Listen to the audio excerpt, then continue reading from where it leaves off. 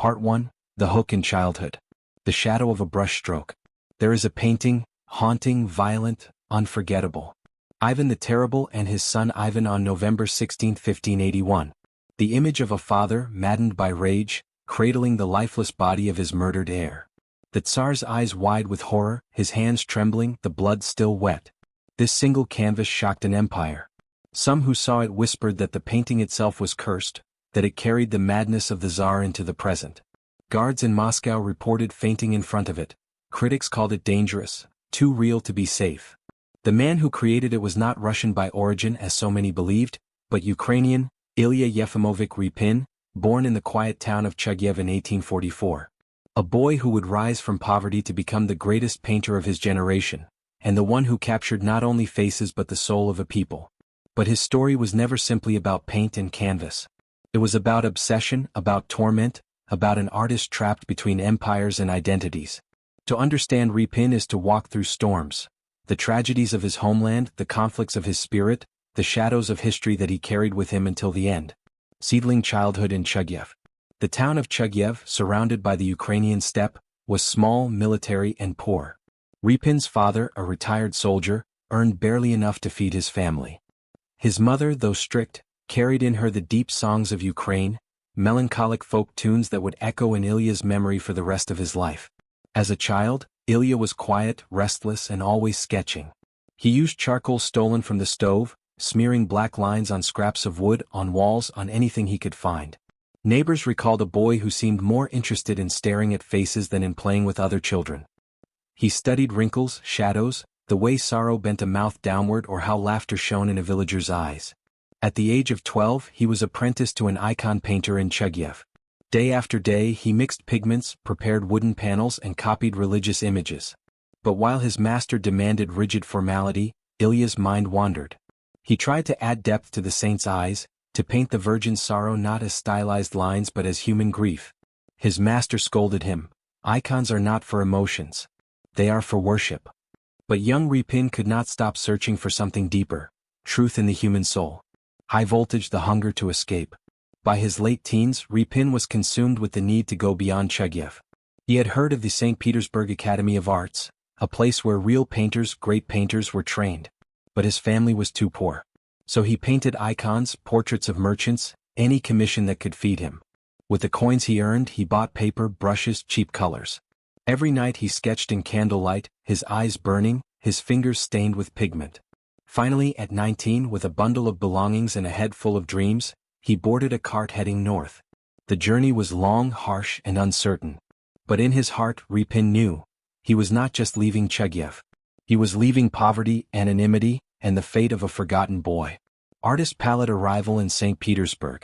The Academy of Arts was a fortress of talent. Students there were aristocrats, sons of wealthy families, polished and refined.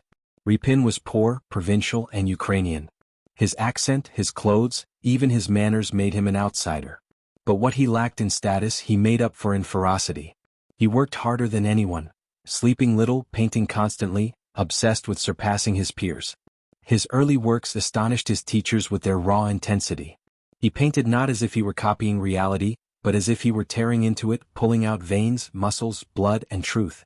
He once told a fellow student, "They want us to paint like gods, but I want to paint like life itself. Messy, cruel, beautiful, unrelenting." Sparkles, this was only the beginning. In the next chapter we'll dive into Repin's first great struggles at the Academy, his rise through scandalous paintings, and the moment when he discovered his true voice, painting the suffering of ordinary people. Part 2, The First Triumph and the Burden of Truth. Cross swords, the struggles at the Academy. At the Academy of Arts, Repin quickly gained a reputation, half admiration, half hostility. Professors admired his skill, but some whispered that his paintings were too brutal, too alive. His classmates, mostly from wealthy families, mocked his provincial manners, calling him the Ukrainian peasant with a brush. Repin didn't care. If anything, the ridicule sharpened his resolve. He would not become a polite painter of aristocrats. He would paint people as they were, scarred, exhausted, alive. In 1870, while still a student, Repin joined a group of painters traveling down the Volga River. What he witnessed there would change his art forever. Triangular flagged the barge haulers on the Volga. Imagine a wide, burning sky. The sun heavy and merciless. On the riverbank, a line of men, bent, skeletal, their bodies tied with harnesses, pulling a massive barge upstream like animals. Their faces are worn, their bare feet bleed against the rocks. Behind them, the endless Russian landscape swallows everything in silence. This was the sight that seared itself into Repin's memory. He sketched furiously, filling pages with the bent backs and torn expressions of the haulers. To him they were not merely laborers, they were symbols of an entire nation, suffering, enduring, crushed by power yet unbroken in spirit. When he unveiled barge haulers on the Volga in 1873, the art world erupted. Critics praised it as a masterpiece of social truth. The public was stunned. No one had ever seen peasants portrayed with such dignity and tragedy. But the Russian elite were furious. Why show us this filth? They asked. Where are the noble subjects, the beautiful myths? One noble woman was said to faint in front of the canvas, crying, "This is not art. This is a wound." But that was exactly Repin's point. Waterwave fame and isolation. The painting made him famous overnight. Repin, the boy from Chugyev, was suddenly the face of a new movement. Realism with a conscience. He was celebrated as the voice of the voiceless, the one who dragged the suffering of ordinary Ukrainians and Russians into the gilded halls of St. Petersburg. Yet fame came with loneliness. His fellow artists, jealous of his success, accused him of exploiting misery. The elite despised him for ruining their romantic visions of empire. Repin himself was torn. He wanted recognition, but he also felt the weight of responsibility. Could a painter truly change the world? Or was he merely decorating its tragedies? Fire the inner conflict. Repin's diary from this period reveals his torment. I paint them but I cannot save them. Their backs are still bent, their feet still bleed. I give them dignity on canvas, but outside these walls they remain slaves to the river. This inner conflict drove him deeper into his art. He began to see painting not as decoration but as a battlefield. Each brushstroke was an act of rebellion, a cry against indifference. Performing arts beyond the Volga. After barge haulers, Repin's reputation spread across Europe. He studied in Paris, where he saw the works of the Impressionists. He admired their colors, their light, but he remained unmoved by their frivolity. Pretty gardens and picnics, he scoffed, while peasants at home starve.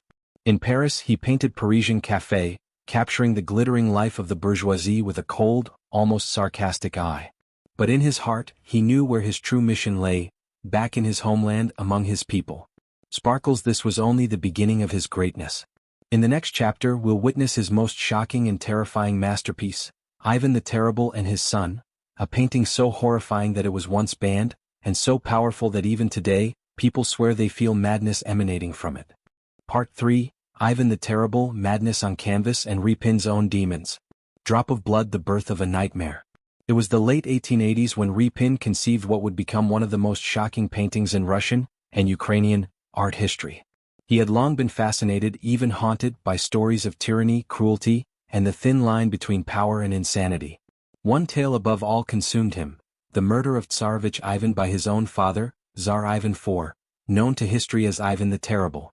Eyewitness accounts claimed the Tsar struck his son in a fit of rage, only to collapse in horror when he realized he had killed the heir. For Repin, this story was not just history, it was the embodiment of violence, remorse, and the madness of unchecked power. Artist palette, the studio of shadows. Repin's studio during this period was described by visitors as unsettling. Curtains drawn, candles flickering, unfinished sketches of twisted faces littering the floor. He invited beggars, actors, and even patients from psychiatric wards to sit as models, studying their expressions of pain and delirium. His students whispered that he worked like a man possessed. Hours, days, sometimes nights without sleep. He muttered to himself, reenacting the Tsar's blow, the gasp of the dying son, the widening of mad eyes. One assistant later recalled. When he painted Ivan's face, it was as if he himself was staring into madness. His hands shook. We feared for his mind. Framed picture Ivan the Terrible and His Son. When the painting was finally unveiled in 1885, the room fell into horrified silence. On the canvas, the Tsar, his eyes wild with horror, clutching the lifeless body of his son. The prince's temple bleeds from a mortal wound, while Ivan's face is twisted in a mask of guilt and despair.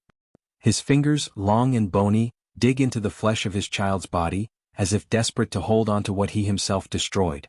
It was not a painting, it was a scream. Critics called it the most terrifying painting in Russian art. The government tried to ban it, fearing it reflected too clearly on the cruelty of power. A fanatic even attacked the canvas with a knife in 1913, slashing the prince's face. The scars remain visible to this day.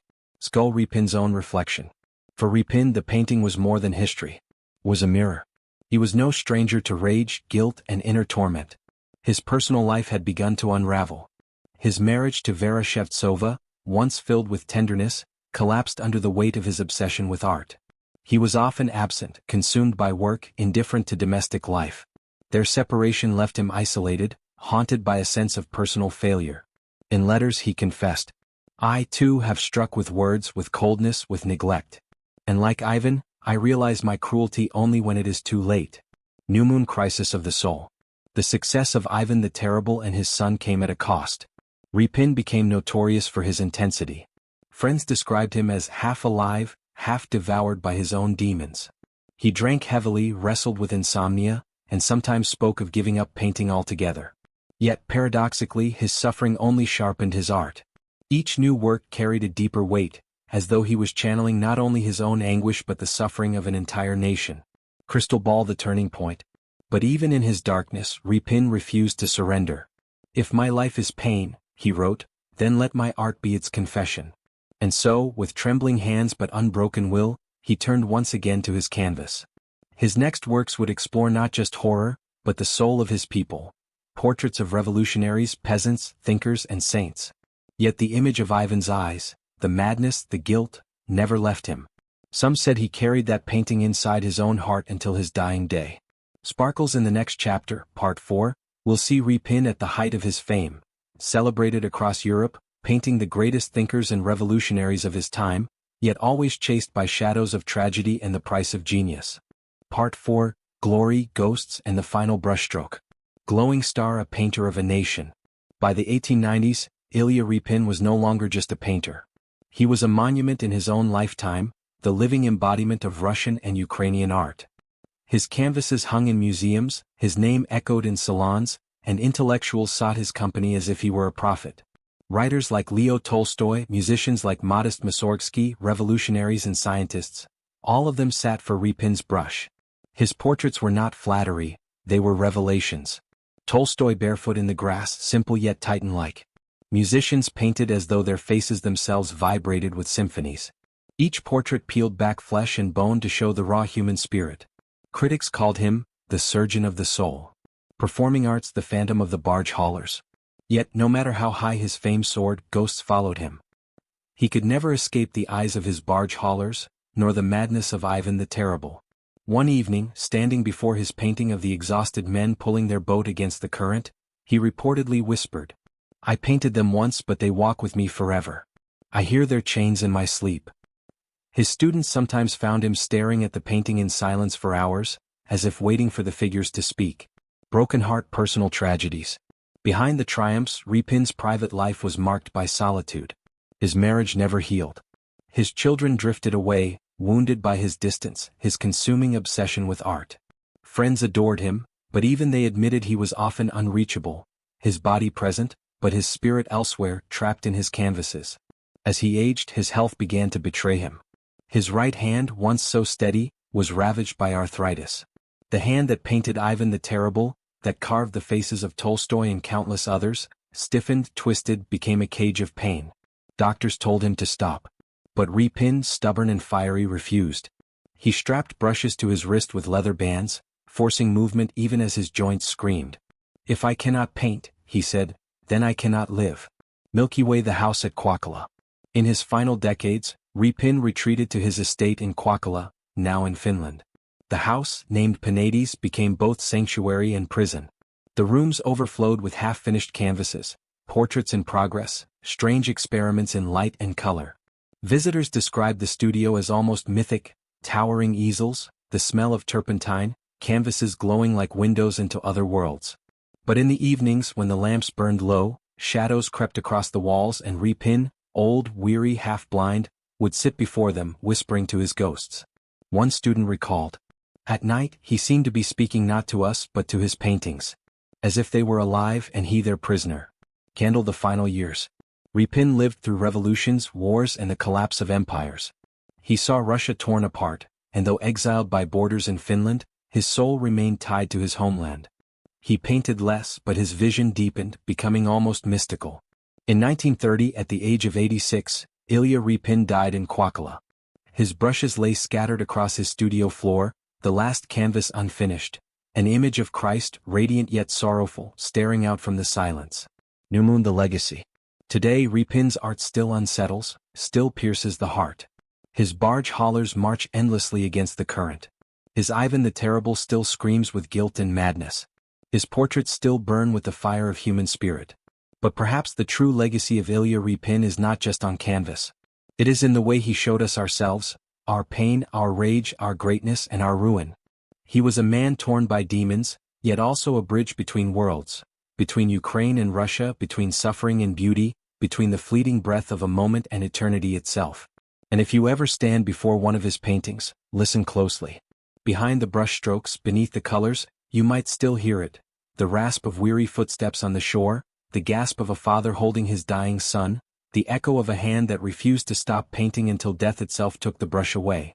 Skull and Crossbones, thus ended the life of Ilya Repin, not with silence but with the eternal whisper of his canvases. A whisper that will never fade.